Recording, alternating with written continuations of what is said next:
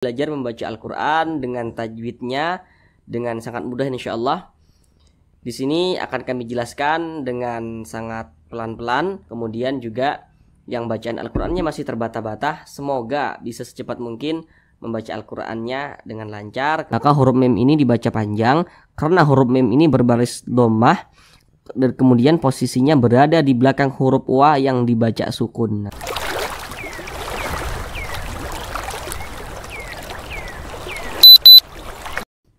Assalamualaikum warahmatullahi wabarakatuh. Semoga saudara semuanya yang ada di rumah senantiasa dalam keadaan sehat, dipermudah segala urusannya, dan dilancarkan rezekinya oleh Allah Subhanahu wa Ta'ala. Amin, amin ya Rabbal Alamin.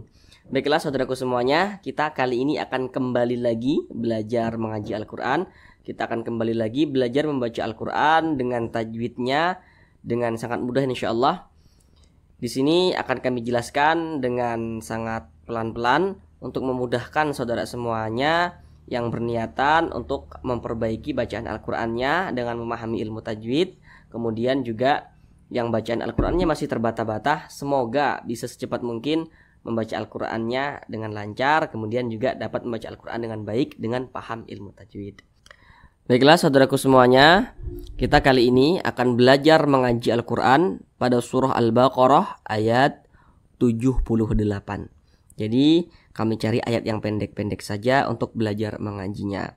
Karena kami tahu saudara semuanya pasti memiliki kesibukannya masing-masing dan suatu hal yang sangat luar biasa sekali masih menyempatkan waktu untuk belajar mengaji Al-Quran.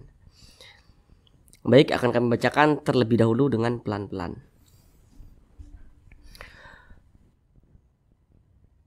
A'udzu billahi minasy syaithanir rajim. Bismillahirrahmanirrahim. Wa minhum ummiyuna la ya'lamuna al-kitaba illa amaniya wa inhum illa yadhunnun. Baiklah saudaraku semuanya, sekarang kita bahas tentang tajwidnya dengan pelan-pelan. Yang pertama di sini ada huruf nun yang sukun, kemudian di depan daripada huruf nun yang sukun itu berjumpa dengan huruf H. Ini huruf nun yang sukun atau huruf nun yang dibaca mati. Nah, tanda sukun itu seperti ini.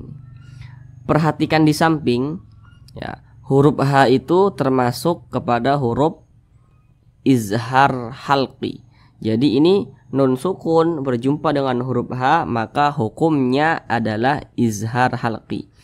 Nah, jadi ketika kita membaca Al-Quran, apabila kita berjumpa dengan huruf nun yang dibaca sukun atau berjumpa dengan huruf yang memiliki tanda baca tanwin. Nah, tanda baca tanwin itu tanda baca yang baris dua itu. Nah, kalau kita menemukan huruf yang bertanda baca tanwin atau huruf nun sukun, maka lihat-lihat huruf di depannya. Maka terjadilah suatu hukum tajwid di sana begitu. Ini kan di sini ada nun sukun berjumpa dengan huruf H, maka terjadilah suatu hukum tajwid. Yang kita lihat huruf depannya ini huruf apa seperti itu. Huruf H tadi termasuk pada huruf izhar halqi. Maka cara membacanya itu jelas dan juga tidak berdengung. Maka ini dibaca seperti ini. Wa minhum ummiyuna. Dibaca pendek. Jangan didengungkan seperti ini. Wa minhum. Nah, itu salah. Jangan didengungkan atau jangan dipanjangkan. Jangan ditahan suaranya. Tapi dibaca pendek, jelas. Wa minhum ummiyuna. Seperti itu. Kemudian di sini ada huruf mim sukun. Nah, perhatikan tanda sukun itu seperti ini. Huruf mim sukun di depannya berjumpa dengan huruf hamzah. Nah, di sini yang perlu saudara ingat bahwa apabila ada huruf alif nih, huruf alif kemudian ada tanda bacanya. Nah, kalau ada huruf alif yang memiliki tanda baca itu adalah huruf hamzah ya. Kalau ada huruf alif memiliki tanda baca itu adalah huruf hamzah.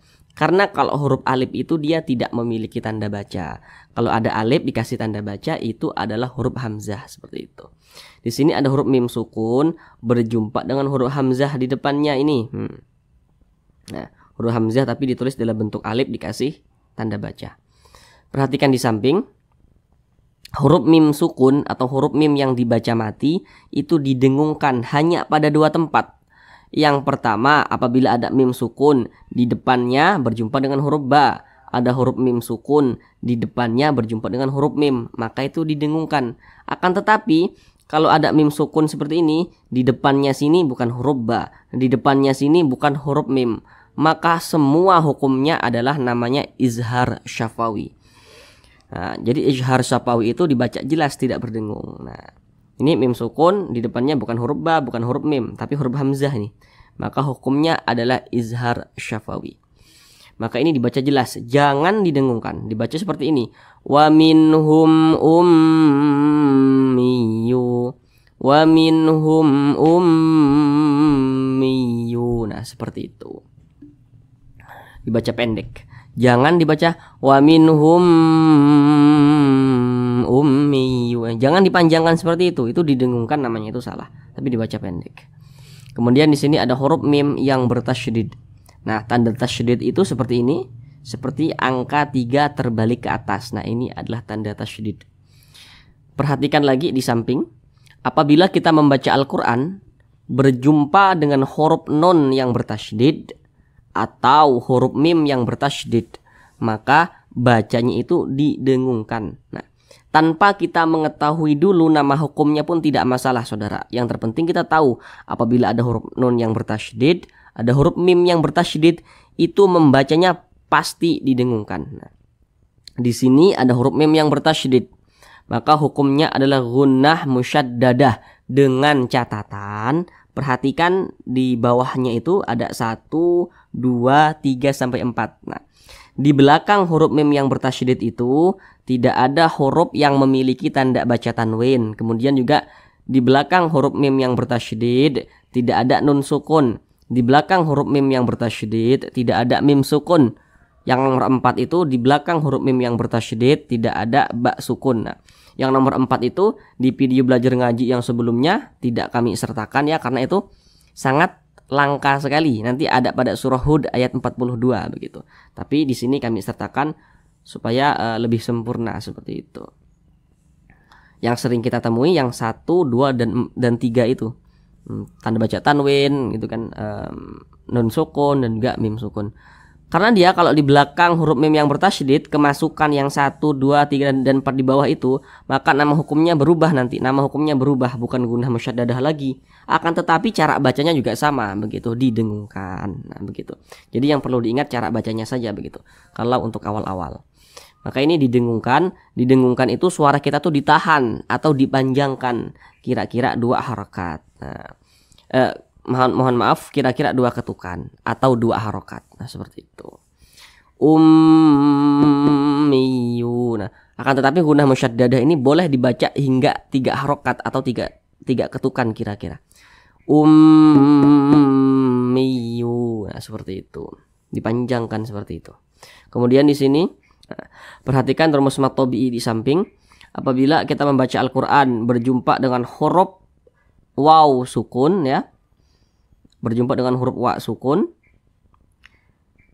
kemudian di belakang huruf wa sukun tersebut hurufnya berbaris dhammah, maka huruf yang berbaris dhammah yang posisinya tepat berada di belakang huruf wa yang sukun maka dibaca panjang. Nah, sesuai dengan rumus mad tabi'i yang di kotak warna kuning, maka huruf iya ini dia dibaca panjang karena berbaris dhammah dan posisinya berada di belakang huruf wa yang sukun. Ini namanya mad tabi'i, panjangnya 2 harakat atau kira-kira 2 ketukan. Ummiyuna la. La ini ada lam alif. Kalau kita membaca Al-Qur'an berjumpa dengan huruf lam alif ini dibaca panjang. Karena di sini ada huruf lam, kemudian ini ada alif. Jadi ada alif, kemudian huruf lamnya berbaris ke atas. Sesuai dengan rumus matobi'i yang di kotak warna merah. Apabila ada alif di belakangnya hurufnya berbaris ke atas maka dibaca panjang. Maka la ini dibaca panjang. La ummiyuna la. Nah, seperti itu. Kemudian di sini ada huruf wa sukun lagi, di belakangnya berbaris dhammah. Perhatikan lagi rumus matobi'i yang di kotak warna kuning di tengah. Apabila kita membaca Al-Qur'an berjumpa dengan huruf wa yang dibaca sukun, ini tanda sukun seperti ini. Kemudian di belakangnya hurufnya berbaris dhammah, maka huruf yang berbaris dhammah yang posisinya berada di belakang huruf wa itu dibaca panjang. Maka huruf mim ini dibaca panjang karena huruf mim ini berbaris dhammah dan kemudian posisinya berada di belakang huruf wa yang dibaca sukun. Nah, maka mu ini dibaca panjang. Ya'lamunal, namanya matobi'i, panjangnya 2 harokat, 1 alif 2 harokat atau kira-kira 2 ketukan. Ya'lamunal kita. Nah, kemudian supaya tidak bingung di sini ada alif. Kemudian di belakangnya ini berbaris ke atas. Kalau kita melihat rumus matobi'i yang di kotak warna merah, seharusnya huruf nunnya ini dibaca panjang karena ada alif, di sini ada baris ke atas. Akan tetapi huruf nun di sini tidak dibaca panjang. Jangan dibaca nal. Nah, jangan dibaca seperti itu. Kenapa kok tidak dibaca panjang? Karena di depannya ada huruf yang sukun atau ada huruf yang sukun, maka tidak dibaca panjang. Jadi nah ini dibaca pendek. Nal kita, begitu. Kemudian di sini ada huruf ta. Huruf ta. Di atas daripada huruf ta ada alif kecil berdiri di atasnya.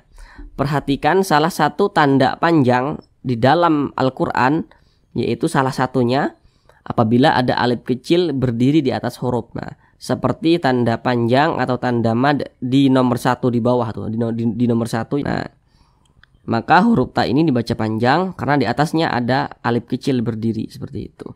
Namanya matobi'i, panjangnya 2 harakat atau kira-kira 2 ketukan. Nal kitaba illa. Kemudian di sini ada huruf lam. Huruf lam di sini dia huruf lamnya berbaris ke atas. Kemudian di sini ada alifnya. Nah, maka lam alif ini dibaca panjang. Akan tetapi lam alif di sini berjumpa dengan huruf hamzah di depannya. Mana huruf hamzah? Ini huruf hamzah. Jadi kami ingatkan lagi, kalau membaca Al-Qur'an berjumpa dengan huruf alif yang dikasih tanda baca seperti ini ya, maka namanya adalah huruf hamzah. Akan tetapi huruf hamzahnya di sini itu di lain kalimat, atau dia sudah beda kata. Nah, maka ini nama madnya adalah mad jaiz munfasil. Nah, karena matobi'inya berjumpa dengan hamzah, maka berubah namanya menjadi mad jaiz munfasil. Nah, mad jaiz munfasil itu boleh dibaca 4 harokat hingga 5 harokat. Boleh dibaca 4 ketukan. Boleh juga dipanjangkan hingga 5 ketukan. Nah, seperti itu. Illa amaniya wa inhum, illa amaniya wa inhum. Kemudian di sini ada huruf mim berbaris ke atas, di depannya ada huruf alif. Nah, perhatikan lagi rumus matobi'i di kotak warna merah. Apabila ada alif, mana alifnya? Ini alifnya nih ya. Ini huruf mim ada kakinya ke atas. Nah, ini adalah alif yang disambung dengan huruf mim. Ada alif, kemudian di belakang alif hurufnya berbaris ke atas. Maka huruf yang posisinya tepat berada di belakang huruf alif, apabila dia berbaris ke atas dibaca panjang. Maka huruf mimnya ini dibaca panjang karena dia berbaris ke atas, kemudian di belakang daripada huruf alif. Ini ada huruf alif, kemudian di belakangnya ada huruf mim. Matobi'i panjangnya 2 harokat atau kira-kira 2 ketukan. Amaniya wa inhum. Ada huruf nun yang sukun, tanda sukun seperti ini, berjumpa dengan huruf H di depannya. Perhatikan lagi di samping. Huruf H termasuk kepada huruf izhar halqi ya. Jadi dibaca jelas dan tidak berdengung. Jadi dibaca wa inhum illa, jangan dibaca Wa inhum illa, jangan, tapi dibaca jelas. Wa inhum illa. Nah, seperti itu. Kemudian ini ada huruf mim sukun kembali. Huruf mimnya berjumpa dengan huruf hamzah di depannya. Nah, berjumpa huruf hamzah di depannya. Nah, kita lihat lagi di samping, huruf mim yang sukun dibaca berdengung hanya pada dua tempat. Apabila ada huruf mim sukun, di depannya sini ada huruf ba, hukumnya ikhfa syafawi. Ada huruf mim yang sukun yang nomor 2, di depannya sini berjumpa dengan huruf mim, hukumnya idgham mimi. Akan tetapi kalau ada huruf mim sukun, di depannya sini bukan huruf ba, di depannya sini bukan huruf mim, maka semuanya hukumnya adalah izhar syafawi dan dibaca jelas, tidak berdengung. Maka hum ini dibaca jelas. Hum illa, seperti itu. Hum illa wa minhum illa. Nah, begitu. Di sini ada huruf lam alif lagi. Huruf lam ini, huruf lamnya berbaris ke atas, kemudian ini ada alif. Nah, sesuai dengan rumus mad tabi'i yang di kotak warna merah, maka lam ini dibaca panjang, namanya mad tabi'i. Illa yazunnun, panjangnya 2 harakat atau kira-kira 2 ketukan. Illa, seperti itu. Yang kalau yang ini tadi menjadi mad jaiz karena di depannya ada hamzahnya, seperti itu. Di sini ada huruf nun yang bertasydid. Nah, kami ingatkan kembali, ketika kita membaca Al-Quran berjumpa dengan huruf nun yang bertasydid, berjumpa dengan huruf mim yang bertasydid, maka bacanya itu pasti didengungkan. Tanpa kita mengetahui dulu nama hukumnya pun tidak masalah. Nah, yang jelas bacanya itu didengungkan, seperti itu.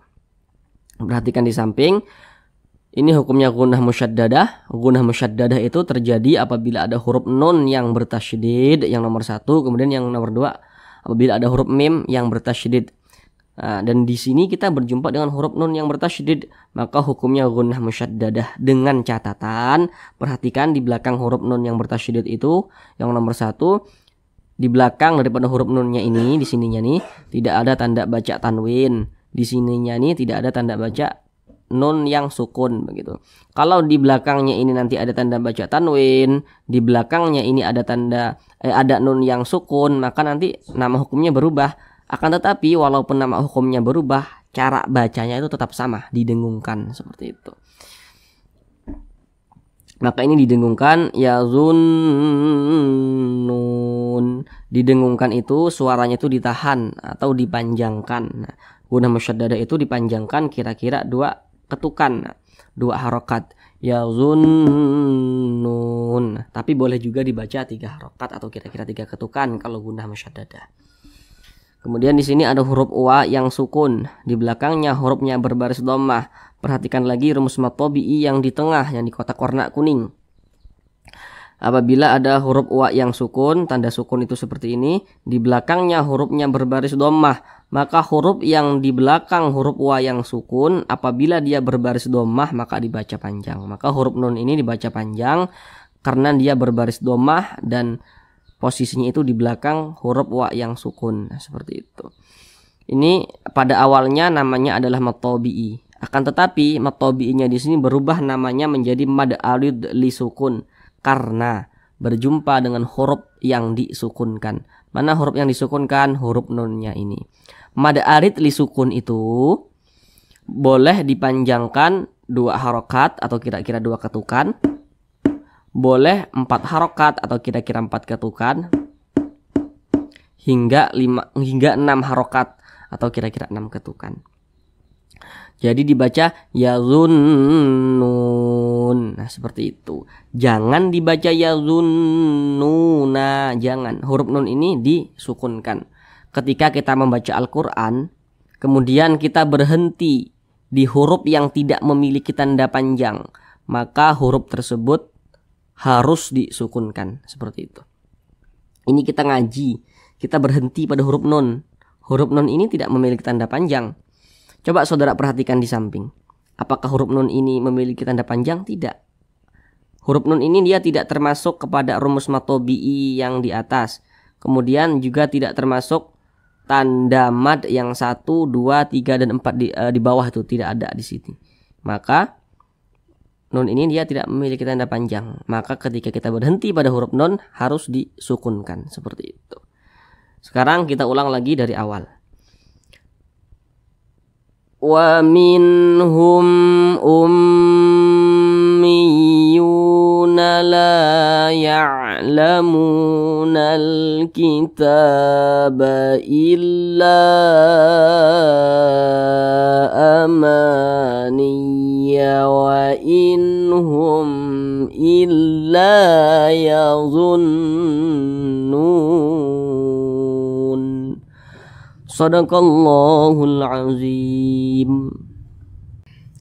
Baiklah saudaraku semuanya, cukup sekian belajar mengaji Al-Qur'annya. Kalau kiranya ada yang masih belum saudara pahami, jangan sungkan-sungkan, silahkan komen di bawah ya. Terima kasih. Assalamualaikum warahmatullahi wabarakatuh.